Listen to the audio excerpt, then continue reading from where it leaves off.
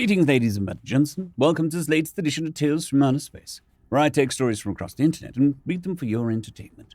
This particular story is called Creature Feature, written by Quick Return 1246. You did what? I was about to strangle my brother. This was supposed to be my dream come true. I worked my arse off for years to make this happen. I wanted this more than amassing a dowry for a wife or nurturing a couple of eggs, which is supposed to be the ultimate goal. All I ever really wanted was my own den with a big-ass viewing screen so that I could host movie night for the boys.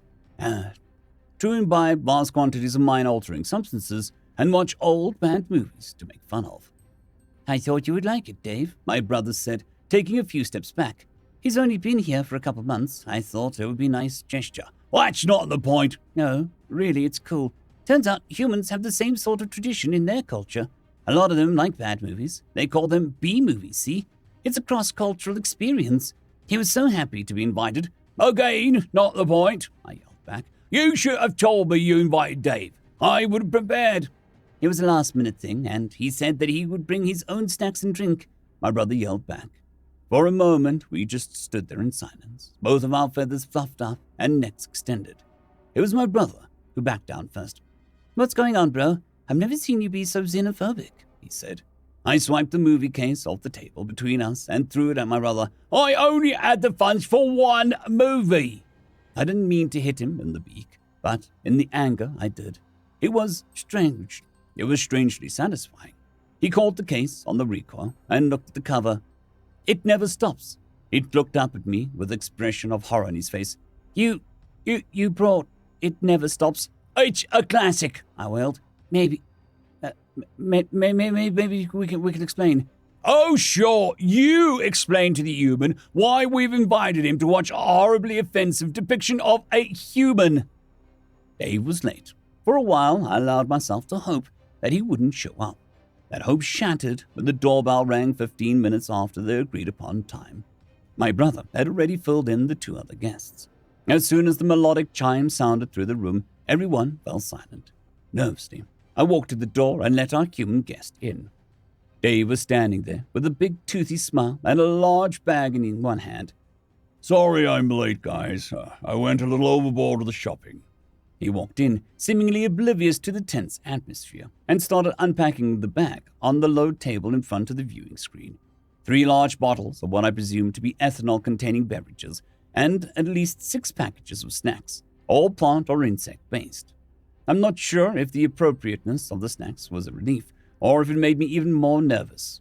I didn't know if you guys had any glasses that fit lips. I got one of those too, he explained happily as he pulled his last item out of the bag. So, what are we watching?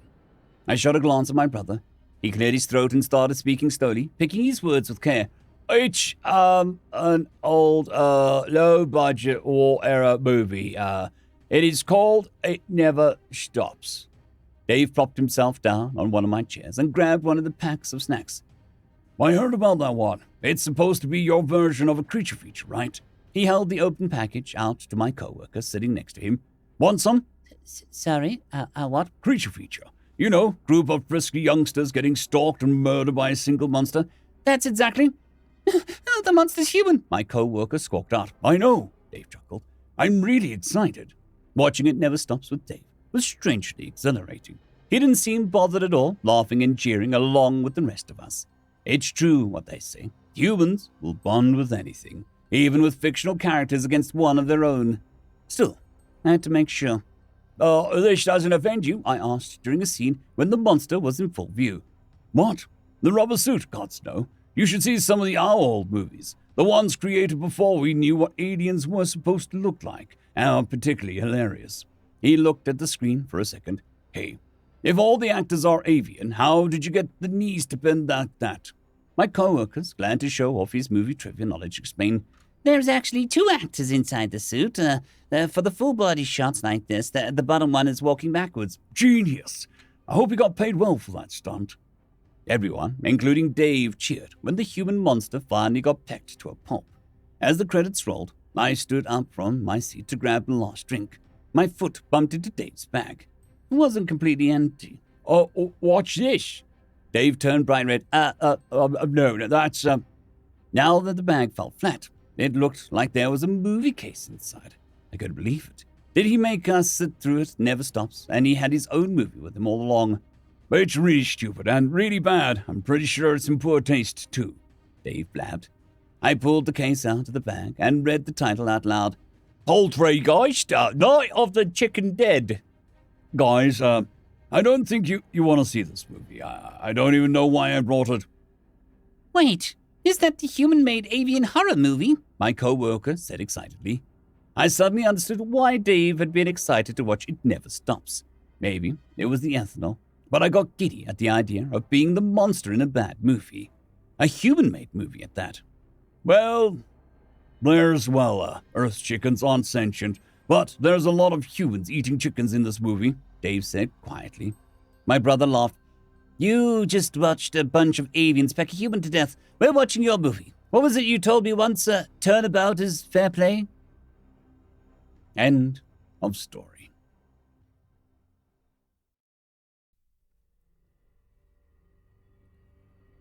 Story number 2. Cryptids, written by Coyote Havoc. You're full of shit. Darkness had fallen in a little group of campers, sitting around their bonfire. The air filled with the fragrance of burning wood and roasting meat, and they had settled in close together to keep out the chilly pre-winter air. Bright images danced across the young faces as they began to embrace the most well-known and cherished of camping pastimes, telling scary stories. Seriously, my dad saw one about 5 years ago, one of the younger kids claimed. Your dad said that he saw one to keep you from stealing cookies in the middle of the night, an older one rebuked. Are you sure that they're real? The young one doubled down. They're weird looking and really long arms and legs that can bend and twist in a bunch of ways. Yeah, my daddy says that they found some sharp teeth in the front and dull teeth in the back, another child mentioned. Their eyes can change color too, another one chimed in. They're all full of shit. No creature could look like that. Daddy said that their skin and eyes can change color too, the youngest replied. Yeah, I've heard that too, and that they eat little kids who misbehave. It's a load of crap, told by your parents to scare you silly and keep you in your room, the oldest said, picking up a flaming stick. I left my room in the middle of the night, tiptoed around the house looking at every window, and ain't seen one yet. The eldest stood, raised the firebrand in the air, waving it around to draw the young kid's attention and drive home his point. They're supposed to rip huge chunks of meat before grinding it in their mouths, and they stalk the forest in absolute silence, hoping to catch sight of something tasty and kill. Roar! All of the children jumped and screamed in terror as the shape rose out from behind the eldest, with its hands in the air, screaming as loudly as he could, then collapsed to the ground, holding his sides, laughing so hard he almost couldn't breathe. That wasn't funny, Dad. The eldest kid's father stopped laughing for a moment, a wicked smile crossing his face. The funny part was listening to you confess that you've been out of bed in the middle of the night. We are going to have a long talk about that when we get home. But, Dad, but they aren't real, the eldest child said emphatically. Oh, they're real, just like you and me. I was going to scare the hell out of the two humans watching and recording you kids right over. Every kid's eyes widened in morbid fascination as they followed the adult's gaze into the darkness. From behind a fallen pine tree, 2 human faces appear, holding up their hands high, panic clear in their expressions. As the children screamed in terror, the 2 humans tore off into the woods, back into the Subaru, and vowed never to talk about what they had seen to anyone as they passed through Willow Creek, California.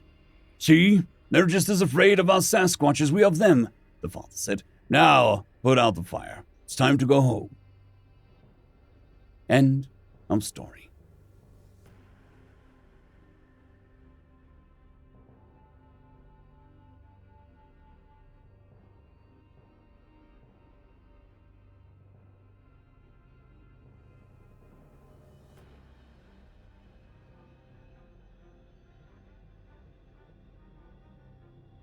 I'd quickly like to thank the T5 peeps: Cold War Boomerwaffen, Severin Cerberus, Bushmaster 177, Henry the Red, Caspar Arnholtz, Cold War Boomerwaffen, Elijah Silvercross, Dragzoon WRE, and Severin Cerberus. Thank you very much.